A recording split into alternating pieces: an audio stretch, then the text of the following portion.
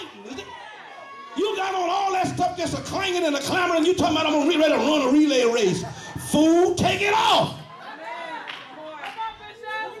You can't win no race like that. If you got a shield, if you got a sword, you got to get ready to fight. God can't use no coward soldiers. That's what they told me years ago. God can't use those kinds of soldiers. And here it is. They got at least 4 quadrants of soldiers that was keeping Peter in prison. Peter is by himself.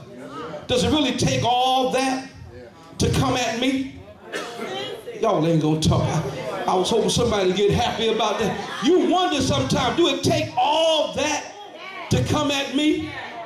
And then I kept asking that till I answered my own question. I said, yeah, take that and more. You ain't even bring enough. Okay. You mean to tell me that's all you brought? That's all the ammo you got? Come on, I'm standing here with nothing, but you don't know who's with me. Okay. Oh, God. So the Bible clearly lets me know Peter, here he is, he's locked up and he's shackled, but he's asleep. How do you get locked up and shackled and know that your assassination is going to take place in the morning and you go to sleep? That's because Peter read the word. He's resting in the Lord. Okay.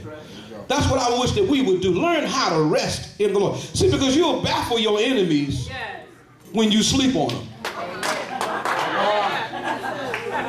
When they thought they did something to have you up all night, and you fool them and go to bed early, and then in the middle of the night you snore. Y'all ain't gonna talk. I'm talking about making real noise in the middle of the night, snoring so well you snore and wake yourself up. Y'all, some of y'all don't know nothing about that. You snore so heavy you about to lose your breath. You wake your own self up. That's when you're resting in the Lord. You're not worried about tomorrow. You know that God will make a way somehow. So Peter, he goes to sleep, and the guards are up. You got to get this. Peter is asleep, and the guards are up. And not only are the guards up, the Bible let me know Herod got up at night. Here it is, all my enemies are up, watching and waiting to kill me in the morning, and I'm asleep. You got to learn how to just chill. You got to learn how to just rest in the Lord. You got to know that even though they're perpetrating to kill me, come on here, they're perpetrating to take me out. The lynch mob is just waiting, but see, the lynch mob is up and I'm asleep.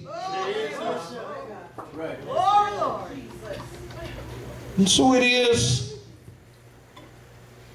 Peter is not awakened by the guards. God sends an angel. You got to read this text when you get home. There's a whole lot of joy in this. God sends an angel, and the angel hits Peter. He shakes him. He shakes him to wake him up. But he shakes him to wake him up to do something. He shakes him to wake him up, and he says, Peter, hurry up. Get up. First of all, get up. Now hurry up. What I want you to do is I want you to get dressed to come out. Come on. Somebody didn't get that. You're not getting dressed to stay where you've been. You're getting dressed to come out.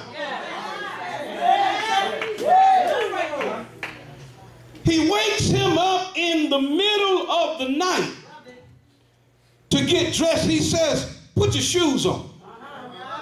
See, the reason why he had to put his shoes on is traditional, that when you imprison someone, one of the first things you remove from them is their shoes. This is back in Bible days. You remove their shoes. That's a part of captivity. You got to take your shoes off. Because see, shoes do two things. Shoes elevate you. Somebody ain't getting that. Ooh. Shoes allow you to travel without hurt. So he says, put your shoes on. That should be an indication right there that I'm no longer a prisoner. And then I'm getting ready to go somewhere. Even though it's in the middle of the night. Oh, blessed be God. And so he gets him to put it on, not only his shoes on, he says, but put your outer garment on. Again, get dressed for where I'm about to take you. Slap your neighbor, high five, and say, neighbor, we getting ready to go somewhere. Oh yeah, oh yeah. Not only did the angel bring instruction, but the Bible let me know that the room lit up. The prison room lit up at night without a light anywhere. And then I want you to know this also. You can have the Holy Ghost and still have an angel. Come on. Okay, I hope that somebody would. Do you not know that there are several angels that are assigned to you? And some of you have not even ever tapped into who your angels are. You weren't even aware that you got angels.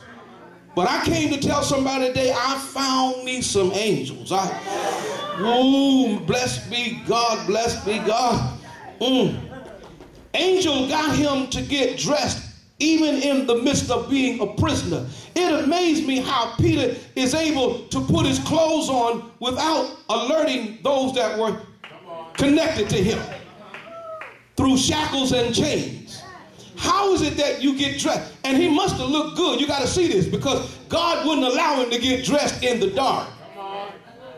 I was hoping somebody would get that, Sister Michelle. That's why when the angel came, he also brought light. In other words, Peter, I don't want you to go out of here looking bad. I don't want you to go out of here looking like what you've been through. I want you to go out of here looking like you representing me. So I'm going to turn the light on so you look good before you go out. You ain't got to really rush. You got to hurry up. I imagine the angel probably brought a mirror.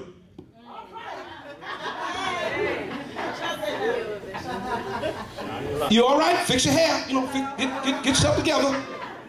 Fix your necktie. And get good to go.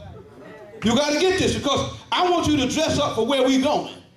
Okay, all right. I'm going to get you there. I'm going to get you there. He puts on all of his garments. And the Bible says he walks through the first quadrant. Nobody even noticed. But see, now if he's walking, that means he's already free. Because if he's walking, what happened to the jailers?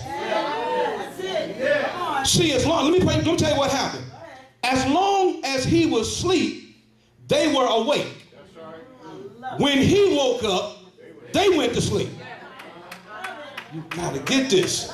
So if you want your enemies to go to sleep on you, you gotta wake up.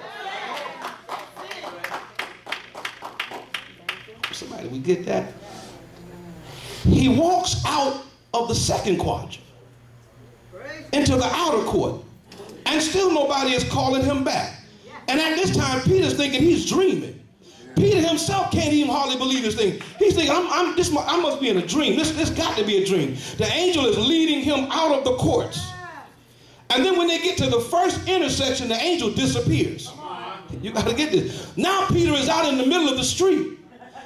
But you got to get this. There's something that's going on simultaneously that I must mention. I got to mention this. See, I've been describing what Peter was doing at the jailhouse. But let me tell you what was happening when Peter was getting dressed at the jailhouse. There was a prayer meeting. Oh, blessed be God. You got to get this story when you get home. There was a prayer meeting, and the prayer meeting wasn't at the church. The prayer meeting wasn't at the synagogue. It wasn't at the temple. The prayer meeting was at Mary's house. John Mark's mother. The prayer was back at the house. Blessed be God. And let me tell you what they were praying for at the house. See, it wasn't about God save Africa, feed the Biafran children, go to Ghana. It wasn't, God bless all that. It wasn't about fill my pockets with money. It wasn't about let me win the lottery. It wasn't about none of that. They had one singular prayer. See, saints got to learn how to get together and pray for somebody else until it's your turn. I can't get nobody to get with that. You want every time prayer meeting comes, it's got to be your turn. The whole house was full of prayer warriors. One theologian said that there were so many prayer warriors in there they couldn't even all kneel at the same time, but everybody had the same thing at heart. They were all praying for Peter. You got to get this. They all were praying that the Lord would allow Peter to escape.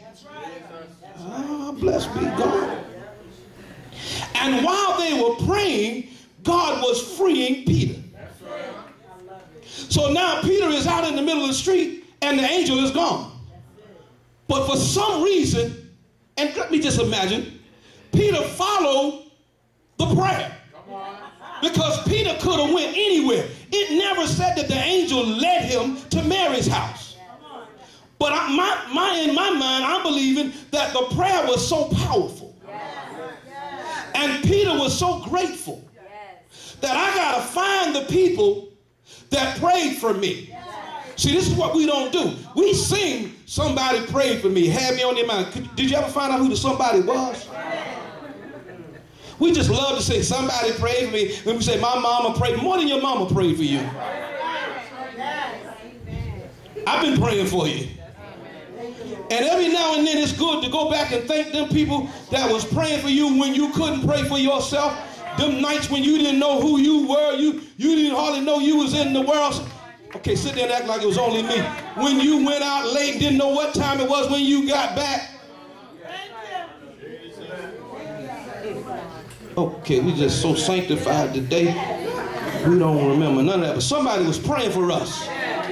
When that head was all tore up, somebody was praying for you. Somebody had you, come on, talking to Jesus about you. Because they didn't see you in the now, they saw you in the future. Oh, okay. They saw you in your potential. They didn't see you in your present. They saw you sitting in the church. They saw you praising God while you was smoking that funny cigarette. They saw you delivered from, okay. They didn't see Peter in shackles. They saw Peter dancing. They were speaking those things that were not as though they, okay, I thought I had some Bible readers. So they were praying and the Lord was delivering all at the same time. But here it is, Peter is following the prayer. And he gets to Mary's house. And when he gets to Mary's house, the prayer is going on the other side of the door. Peter gets to the door and he knocks the door. They're in there praying. I can imagine it's hard to hear a knock and everybody's praying. So only one person must have heard it because this person is mentioned in the Bible. She must have been praying near the door. Y'all, somebody missed that point too. See, it's one thing to pray, it's another thing to pray right near the door. Okay.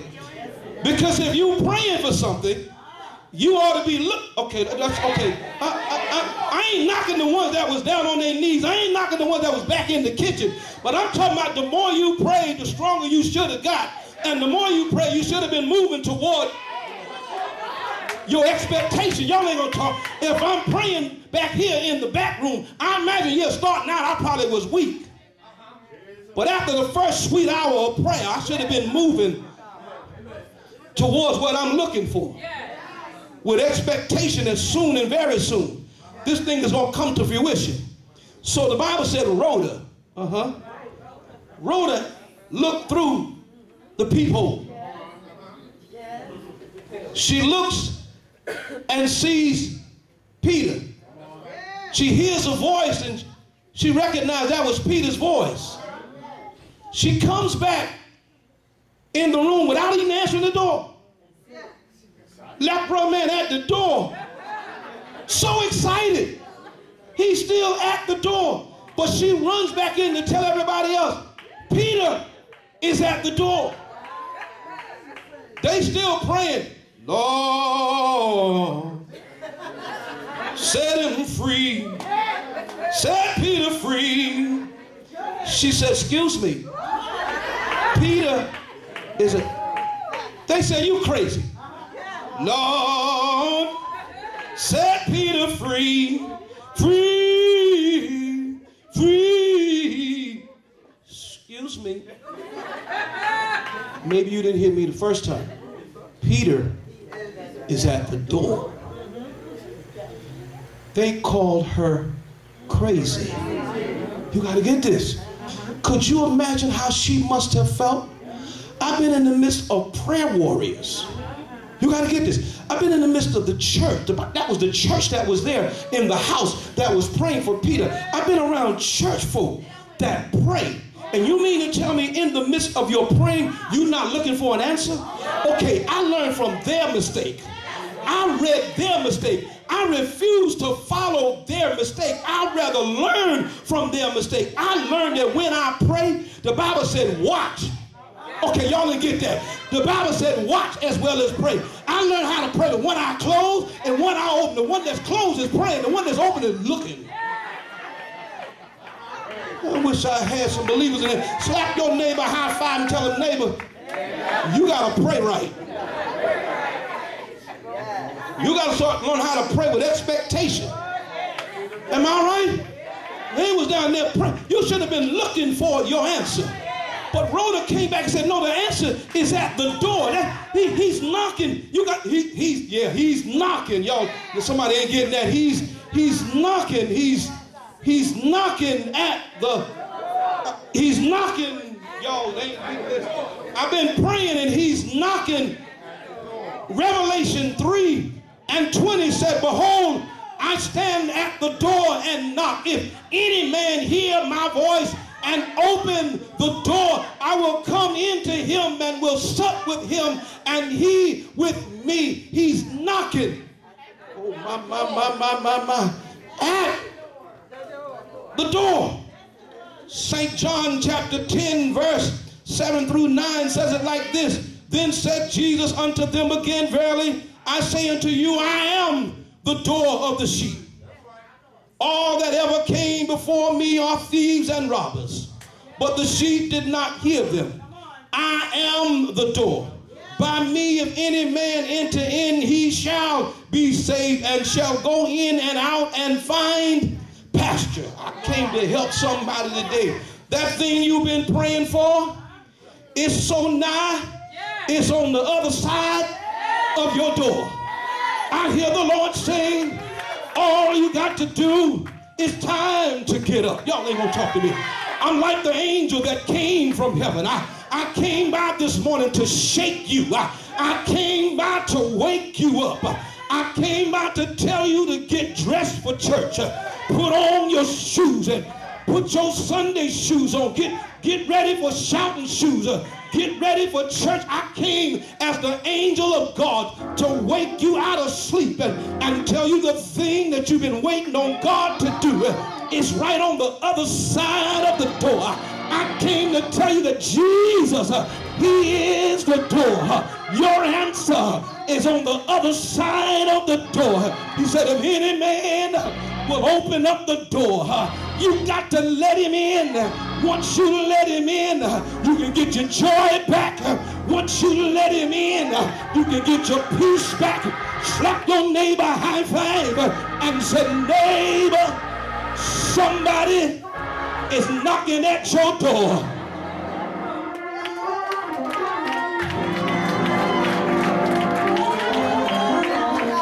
Y'all don't want this. Y'all don't want this.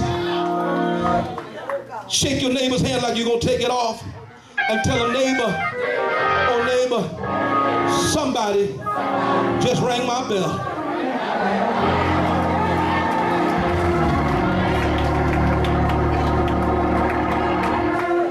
Okay, let me do it like this, because I've been doing this for the last couple Sundays. Some of y'all been watching for the last couple of weeks them commercials about Publishers Clearinghouse. So somebody know what I'm talking about. They got something out where they'll pay you $5,000 a week for the rest of your life. And then when you die, they'll give it to one of your relatives, y'all, the one that you appoint. So you can get $5,000 for the rest of your life every week. But here's the catch. You got to be home when they come.